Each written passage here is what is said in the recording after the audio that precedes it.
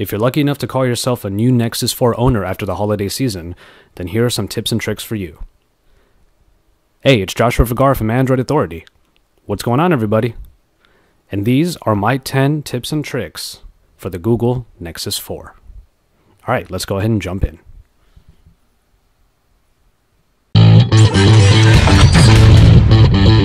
But first, a quick disclaimer.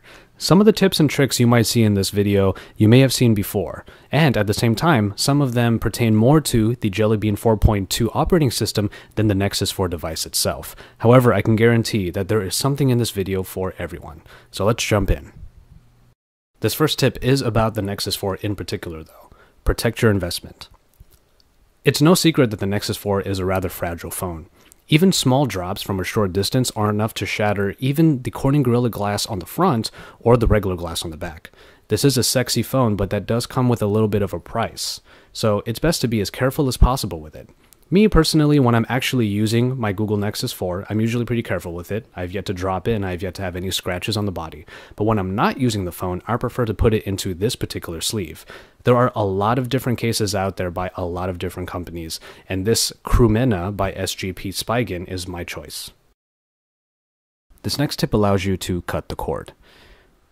The Key Wireless standard is built into the Nexus 4, meaning that you don't have to use the included power cord in order to charge your phone.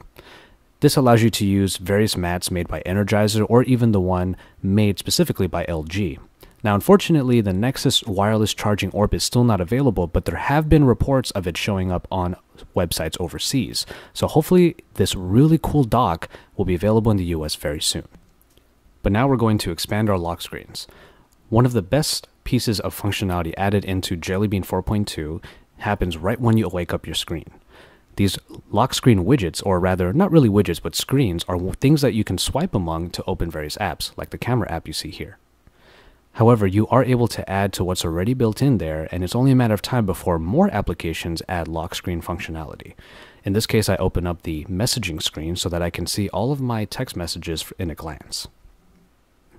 You are able to use this as an easy way of seeing all of your info right away, or to go right into different apps immediately.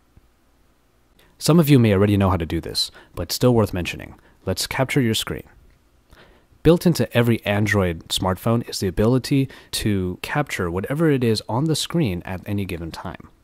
All you have to do is make sure that your screen is displaying exactly what you need, and you just have to hold down the volume down and the power buttons together, and a flash should appear on your screen showing you that something was taken. Afterwards, you will see in the notification dropdown that your screenshot was saved and you can view it just like any other picture. Taking a screenshot of what's on your screen is really handy because if you happen to have some sort of information, let's say from an email or let's say this list of stories from Reddit, for example, that you just want to be able to save, but there's no real way to be able to do it easily, you can always just take a quick screenshot of what you're looking at and now you have a picture that is easily viewable whenever you need it. And now we're going to take advantage of a way that Google's just trying to make your life that much easier. Set your phone right quick.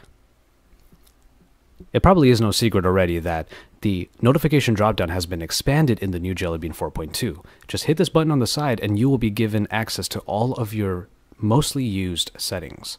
There is a button there to get to just the settings screen itself, but as you can see here, I'm able to access Bluetooth, my mobile data, and my Wi-Fi immediately just from a quick press. It'll go straight to the page in the settings and it's really nice.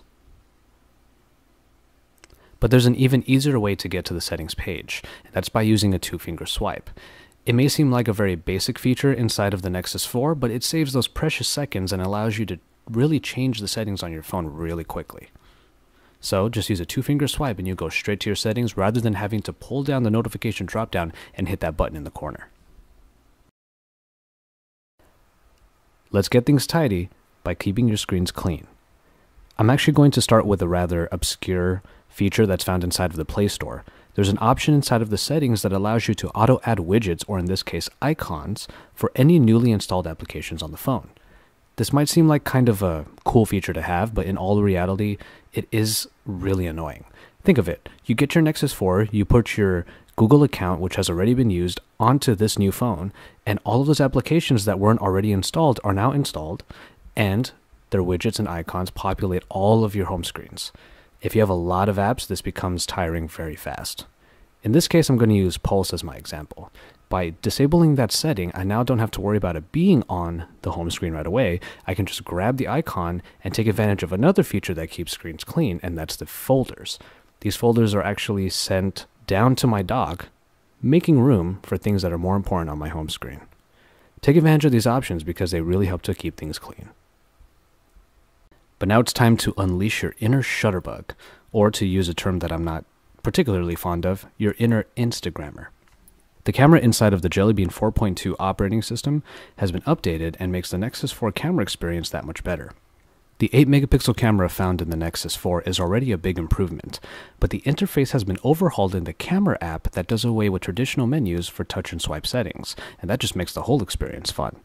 The gallery itself has been given some extra features as well, as when you hit this little icon on the bottom left, you're given access to a bunch of new settings like the filters and the ability to crop, add a frame, or even change the exposure of a photo in order to get a whole new look.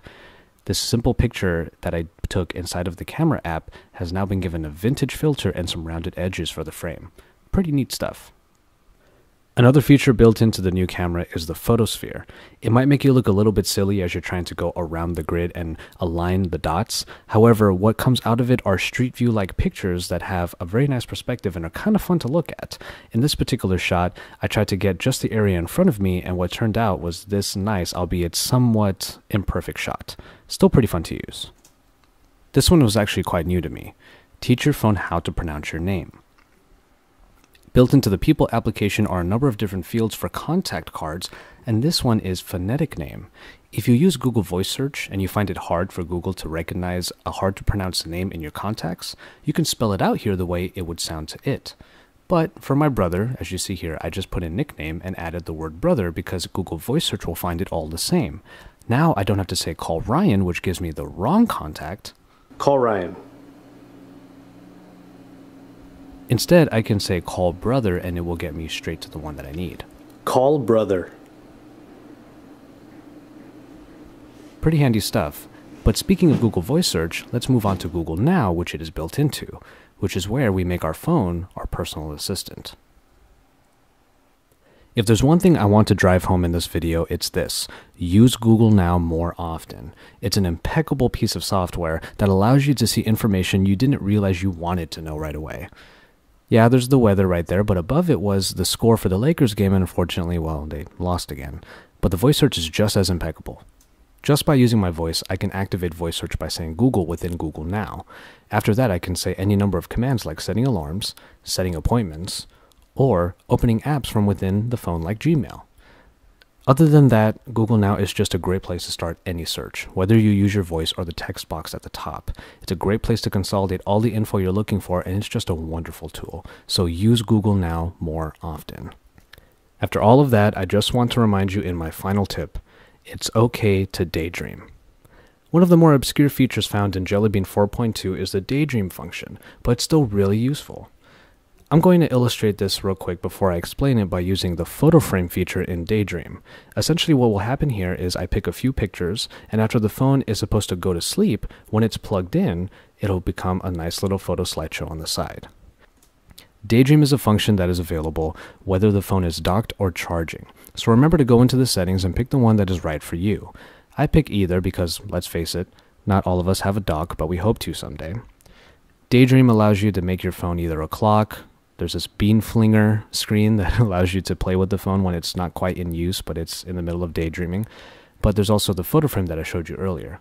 So imagine every night you plug in your phone, you put it on a stand like this, or maybe you are one of the lucky ones who has a dock. Once the phone is about to go to sleep, it turns to whatever you set it to, and it continues to be useful even when you're not using it. It's one of the great little features that might seem a little obscure, but turns out to be really useful. And it's just another reason why the Nexus 4 is a great device. And so, there you have it. The Nexus 4 is one of the hottest devices out on the market right now, and that's illustrated by the fact that it is almost perpetually sold out. If you're one of the few people that got your hands on the Nexus 4 over the holiday season, I hope this tips and tricks video helped you out.